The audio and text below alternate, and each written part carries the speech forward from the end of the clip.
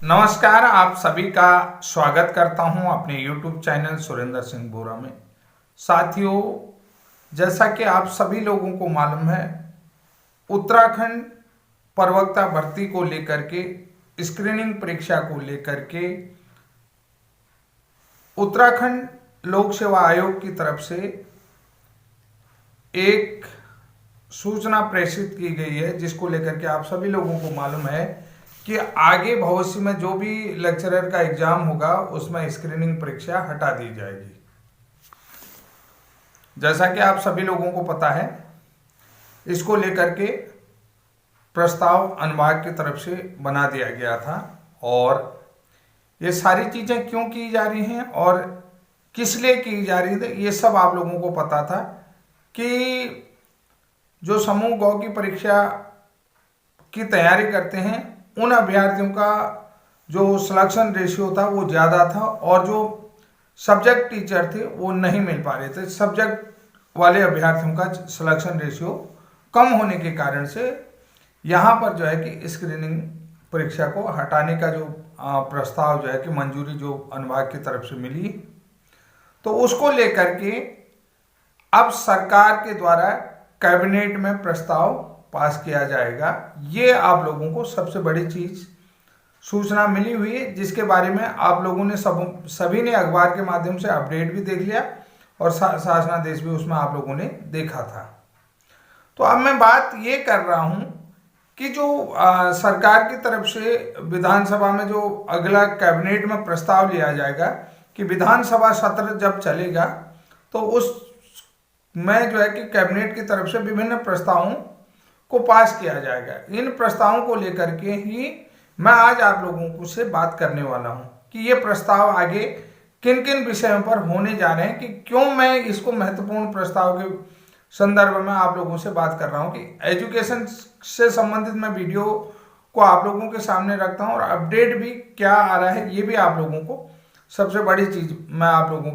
को यहाँ पर रखना चाह रहा हूं। साथियों, जैसा कि आप लोगों को सभी को मालूम है, उत्तराखंड प्राथमिक शिक्षक भर्ती को लेकर के जितने भी प्रशिक्षित उम्मीदवार हैं, चाहे जो जिस अलग अलग तरीके से प्रशिक्षित उम्मीदवार जो अपनी एलिजिबिलिटी को लेकर के माननीय न्यायालयों में, जो माननीय न्यायालय हैं, चाहे स्टेट का न्यायालय हो या सुप्रीम कोर्ट हो, तो माननीय सर्वोच्च न्यायालय हो या माननीय उच्च न्यायालय हो, यहाँ पर अलग अलग समस्या को लेकर के प्रशिक्षित अभ्यर्थी जा रहे हैं। जैसे आप डाइट से डीएलएड प्रशिक्षित उम्मीदवारों का भी मैटर जो है कि कोर्ट में हमेशा जा रहा है और जा रहा है, क्योंकि और दूसरी बात आप लोगों को जा रहा है कि क्यों जा रहा है ये भी आप लोगों को पता है कि डाइट डीएलएड वालों का मैटर माननीय उच्च न्यायालय में क्यों जाता है और किस लिए जाता है, उनकी डिमांड क्या होती है। दूसरी बात है कि ब्रिज कोर्स प्रशिक्षित जो बीएड वाले अभ्यर्थी हैं उनका भी मैटर वहां पर गया था, आप लोगों को ये भी पता है। और उसके बाद एनआईओएस डीएलएड का मैटर ऑलरेडी जो है कि फिर से हाई कोर्ट और जो है कि सुप्रीम कोर्ट में गया हुआ है। फरवरी में जो है कि उसमें सुनवाई होगी 12 फरवरी में एनआईओएस डीएलएड को। ये सारी चीजों से आप लोग अवगत हैं। इससे पूर्व मैं आप लोगों को बता देता हूं, एक मनोज कुमार जी वाला केस है, मनोज कुमार जी का, जिसमें सितंबर 2024 में chief justice of Uttarakhand Ritu बाहरी की तरफ से फैसला दिया गया था और बाकी जो है कि जो पुरानी भर्ती है वो पुराने नियमों के अनुसार हो, पुरानी जो भर्ती हो वो पुराने नियमों के अनुसार होगी, जिसको लेकर के उन्होंने जो है कि उस केस को हायर बेंच में ट्रांसफर किया था। हायर बेंच में ट्रांसफर यानी कि सर्वोच्च न्यायालय नई दिल्ली को ट्रांसफर किया था कि सर्वोच्च न्यायालय जो डिसीजन देगा। क्योंकि जो है 11 अगस्त 2023 के माननीय सर्वोच्च न्यायालय के Devesh Sharma versus union of India के फैसले के कारण से बीएड जो है कि प्राथमिक के लिए क्वालिफिकेशन नहीं है, क्योंकि बीएड जो है कि उच्च क्लासों के लिए हो, कि बीएड जो है कि वो हायर डिग्री है। बीएड को उन्होंने क्या कह दिया कि हायर डिग्री है, ये जो है कि प्राइमरी शिक्षक के लिए एलिजिबल नहीं है, क्योंकि इनमें जो है कि पेडागोजी की कमी है। तो इनके पास जो है कि कक्षा 1 से 5 तक पढ़ाने के लिए बच्चों की पेडागोजी नहीं होती। कक्षा 1 से 5 तक पढ़ाने के लिए जो स्टूडेंट होते हैं उनकी पेडागोजी इनके पास नहीं होती। ये सबसे बड़ी चीज है, यहाँ पर बात है।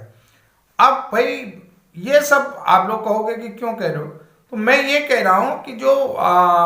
उत्तराखंड हाईकोर्ट में सितंबर की बात में बता रहा हूं कि जो मनोज कुमार पांडे वाला जो केस था, तो उसमें रितु बारी जी ने फैसला दिया था कि जो पुरानी भर्ती थी वो पुराने नियम से होगी। लेकिन यहां पर जो है कि सर्वोच्च न्यायालय का जो फैसला है, अपेक्स कोर्ट का जो डिसीजन है, वो जो है कि सर्वोपरि है। तो उन्होंने कह दिया कि बीएड जो है कि एलिजिबल नहीं है। लेकिन उत्तराखंड में 2021 और 2020 में प्राथमिक शिक्षक भर्ती के लिए आवेदन हुए। इसमें सबसे ज्यादा लंबित जो भर्ती है वो 451 पोस्टों पर लंबित है, कि उसमें अभी भी 451 पोस्ट जो है कि वो कोर्ट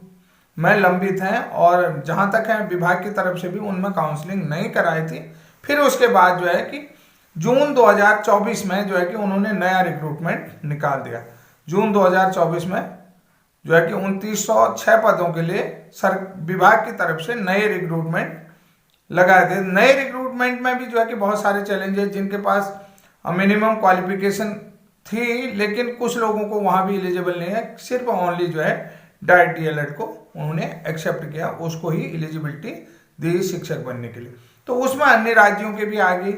और वो भी आगे। तो लेकिन एक जो पुराना जो प्रस्ताव है जिसमें बहुत सारे लोगों के आवेदन है और उनकी क्वालिफिकेशन बीएड है, तो उत्तराखंड हाईकोर्ट की तरफ से ये फैसला दिया गया है कि जो पुरानी भर्ती है वो पुराने नियमों से होंगी। अगर पुरानी भर्ती पुराने नियमों से होंगी तो भाई उसमें क्या होगा। सुप्रीम कोर्ट का जो डिसीजन है वो आड़े आ रहा है, जैसे छत्तीसगढ़ में है, बिहार में है, कि भाई सुप्रीम कोर्ट ने 11 अगस्त 2023 के बाद बीएड जो है क्या अपात्र घोषित कर दिया, प्राथमिक के लिए अमान्य घोषित कर दिया, क्योंकि जिनकी ज्वाइनिंग 11 अगस्त 2023 से पहले हुई है वो लोग एलिजिबल रहेंगे। बाकी लोग, सब लोग, कोई भी जिनका अपॉइंटमेंट जो है कि 11 अगस्त 2023 से पहले होगी जिनकी नियुक्ति, तो वो लोग ही केवल प्राथमिक पढ़ाने के लिए एलिजिबल होंगे, बशर्ते उन्हें जो है कि एनसीटी की तरफ से 6 महीने का ब्रिज कोर्स करवाया जाएगा, तो उनकी एलिजिबिलिटी, अगर जो लोग उसमें पास नहीं होंगे तो उनकी नियुक्ति रद्द कर दी जाएगी। इस तरीके का डिसीजन आप लोगों ने देखा है। तो अब भाई मैं देखो कहां से कहां पहुंच गया। बहुत सारे लोग कहेंगे कि भाई ये मैटर हमारी समझ में नहीं आ रहा है। मैं इसलिए कह रहा हूं कि पूरे आपके परिप्रेक्ष्य में, आपके सराउंडिंग, आपके बियॉन्ड क्या आगे होने की संभावनाएं हैं, तो सबसे प्रबल संभावना है, अभी आप लोगों को पता है उत्तराखंड राज्य में जो है कि निकाय चुनाव को लेकर के आचार संहिता लगी हुई है। निकाय चुनाव जो है में जो है कि वोटिंग जो है 23 जनवरी में है। 23 जनवरी के बाद जनवरी में पूरा जो है कि आपकी आचार संहिता लगेगी। उसके बाद जो है कि मतगणना वगैरह वगैरह जो भी होगी उसका टाइम जितने दिन रहेगा ये आप लोगों को पता है। फरवरी में जो है कि हमारे यहाँ विधानसभा सत्र चलता है, जिसमें बजट को लेकर के और नए प्रस्तावों को लेकर के कैबिनेट की बैठकें होती हैं विधानसभा सत्र में। तो इस जो फरवरी में विधानसभा सत्र चल रहा है उसको लेकर के कुछ अपडेट या कयास सुनने में आ रहे हैं। कंफर्म नहीं कर रहा हूं, ये बात आप सोच लीजिएगा। इसको लेकर के कयास लगाए जा रहे हैं, इसको लेकर के सुनने में आ रहा है। तो ये थोड़ा सा आप लोगों को ध्यान देने की जरूरत है। यहां पर अगर आप ध्यान लेंगे तो ये सुनने में आ रहा है कि जो उत्तराखंड सरकार की कैबिनेट है उसमें जो है कि पुरानी भर्ती, जो पुरानी भर्ती के विज्ञापन आ रहे हैं पुराने नियमों के अनुसार ही होगी, उसको लेकर के कैबिनेट में प्रस्ताव पास किया जाएगा। ये सुनने में आ रहा है कि भाई कैबिनेट में प्रस्ताव पास किया जाएगा। अब शर्त वही है कि वो कैबिनेट में ये प्रस्ताव कैसे पास होता है कि भाई अब छत्तीसगढ़ में जब बिलासपुर हाईकोर्ट में जो है कि छत्तीसगढ़ बिलासपुर हाईकोर्ट में जब सुनवाई चल रही थी तो उसमें आप लोगों ने देखा होगा कि विकास कौशिक और जो है कि साहू जी थे। तो उनके केस में सुनवाई हो रही थी। वो लोग जो है कि साहू जी लोग जो है कि खुद ही जो है कि अपनी पैरवी कर रहे थे। तो वहां पर एक जो जस्टिस साहब थे उन्होंने सुनवाई के दौरान ये कहा था कि नियुक्ति को लेकर के जो बात आ रही थी, तो उन्होंने कहा कि जो शिक्षक नियुक्ति पा चुके हैं, यानी पुराने विज्ञापन के आधार पर नियुक्ति पा चुके हैं, और क्या उनको निकाला जा सकता है। लेकिन यहाँ अब जब उसमें क्या उनको निकालना अच्छी बात है, लेकिन जो है कि अपक्ष कोर्ट के आदेश पर छत्तीसगढ़ के अभ्यर्थियों का आप लोगों ने देखा होगा टर्मिनेशन ऑर्डर आ चुका है, क्योंकि वो जो है कि पुरानी भर्ती के आधार पर ही नियुक्ति पा चुके हैं कि 11 अगस्त 2023 से पहले जो भी विज्ञापन आए उनके आधार पर वो नियुक्ति पा चुके हैं। लेकिन देवेश शर्मा का जो फैसला आया 11 अगस्त 2023 से पहले नहीं, उनकी ज्वाइनिंग बाद में है, तो इसलिए उनको बाहर निकाला जा रहा है। तो उनमें जो है कि पुराना रूल लागू नहीं हो रहा है, पहली बात पुराना नियम लागू नहीं हो रहा। तो क्या उन्होंने ये भी कहा उस फैसले में कि सरकार के पास असीम शक्तियां हैं, कि वहां पर जब सुनवाई हुई थी तो सुनवाई के दौरान उन्होंने ये कहा था कि सरकार के पास असीम शक्तियां हैं, सरकार चाहे तो इनको जो है, क्योंकि पद भी खाली पड़े हैं हमारे यहाँ, और इनको समायोजित भी कर सकती है, ये सरकार की अपनी पावर है, तो सरकार की ताकत है। तो ऐसी बात करें तो अब यहाँ पर देखिए क्या उत्तराखंड सरकार कैबिनेट में ये प्रस्ताव ला सकती है, ये प्रस्ताव पास कर सकती है कि पुरानी भर्ती पुराने नियमों के आधार पर होगी, और उसमें एलिजिबल क्राइटेरिया जो है बीएड ही रहेगा, बाद में उनको टीईटी बाद में उनको ब्रिज कोर्स कराया जाएगा। क्या इस संभावनाओं को लगती है, ये जो मैं आप लोगों को पूछा रहा हूं कि ये संभावनाएं बनती हैं, क्या सरकार के पास ऐसी ताकत है। देखिए मैं किसी का भी यहाँ पर विरोध नहीं कर रहा हूं, लेकिन यहाँ पर इस प्रस्ताव को मंजूरी मिलने की संभावनाएं दिखाई जा रही है, कंफर्म नहीं कह रहा हूं कि इस प्रस्ताव को मंजूरी मिलने की संभावना, तो क्या ऐसा हो सकता है। आप सभी लोग विद्वान हैं कि पुरानी भर्ती पुराने नियमों के अनुसार हो, और इसके लिए जो है कि राज्य सरकार में कैबिनेट में प्रस्ताव लाया जाए, प्रस्ताव पास किया जाए, तो क्या ये ऐसा आधार बन सकता है। तो यहां पर से देखिए अगर इस तरीके की बातें होती हैं, प्रस्ताव पास होकर के बन करके रूल में कन्वर्ट होकर के आ जाता है, तो क्या फिर अन्य राज्यों के लिए भी एक नई दिशा, नया एक क्या कहते हैं चैलेंज मिलेगा, नई चीजें मिलकर तैयार होंगी। क्या ऐसी संभावनाएं लग रही हैं आपको? जो लोग इसकी पुष्टि कर रहे हैं, हालांकि अभी पुष्टि नहीं हो रही है, जो लोग इसके कयास लगा रहे हैं, तो क्या ऐसी संभावनाएं बन सकती हैं, ये बहुत बड़ी बात है। लेकिन फिलहाल मैं ये बात कह रहा हूं कि वीडियो के माध्यम से सिर्फ लोग कयास लगा रहे हैं, और ये कयास मैं इसलिए भी आप लोगों से कह रहा हूं कि साथियों आप जो है कि आप लोगों ने अन्य राज्यों के भी जो अंगवानी वाला था उसको भी देख लिया कि बीएड प्लस 6 महीने का bridge course equal to DIET DElEd, आप लोगों ने समझ लिया होगा डीएलएड के समकक्ष है, और उसको लेकर के विभिन्न एडवोकेटों का भी आप लोगों ने रूल रेगुलेशन को लेकर के वार्ता सुन ली होगी, वीडियो देख ली होगी। तो अब यहाँ पर बहुत कुछ निकल करके आ सकता है, ये संभावनाएं जताई जा रही हैं कि कैबिनेट को लेकर के नया प्रस्ताव क्या बन करके आ रहा है। ये संभावनाएं अभी बनाए रहे थे कि कहीं पर भी मैं इसका कंफर्मेशन नहीं दे रहा हूं, सिर्फ ये जो है कि आपको क्या है कि एक सचेत करने के लिए, आपको जागरूक करने के लिए वीडियो बनाया जा रहा है। हमारा उद्देश्य ये नहीं है किसी की भावनाओं को ठेस पहुंचाएं और किसी को हम नुकसान पहुंचाएं, इस उद्देश्य से हम वीडियो नहीं बना रहे। हमारा वीडियो बनाने का मकसद यही है,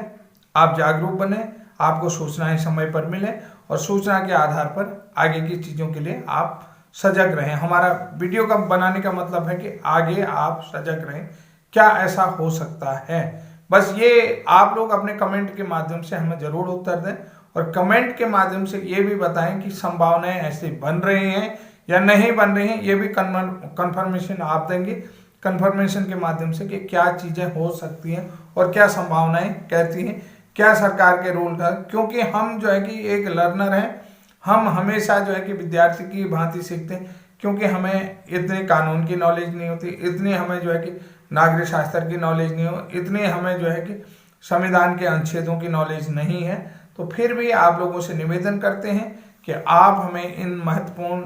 जो बातें हैं, इन महत्वपूर्ण बात से जुड़ी हुई जो भी जानकारी आप लोगों के पास रखते हैं, तो वीडियो में कमेंट करके जरूर बताएं। और जो साथी मेरे चैनल में नए हैं तो उन साथियों से कहता हूं कि प्लीज़ वीडियो को शेयर करें, लाइक करें, और जिन्होंने चैनल सब्सक्राइब नहीं किया है तो प्लीज़ एक बार चैनल सब्सक्राइब जरूर करें। क्योंकि आप आगे मैं आप लोगों को बता रहा हूं कि पूरे देश में मेरी तरफ से एक अलग चीजें आपको देखने को मिलेंगी। पूरे देश की बात कर रहा हूँ, अलग चीजें दिख रही हैं जो कि आप सभी लोगों के हक में होगी, आप लोगों के अधिकारों के लिए होगी और आप लोगों के लिए एक अच्छा डिसीजन भी होगा, जिसके लिए हम लोग लगातार प्रयासरत हैं, कार्यरत हैं, प्रयास कर रहे हैं निरंतर। और उसमें आप लोगों का सहयोग जरूर है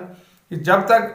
जन सूचना नहीं जाती है, जन संदेश नहीं जाता है, तब तक बहुत सारी लड़ाइयाँ अधूरी रह जाती हैं, बहुत सारी चीज़ें अधूरी रह जाती हैं। अब आदमी अपने अधिकारों से वंचित होता है, तो इसलिए जो है कि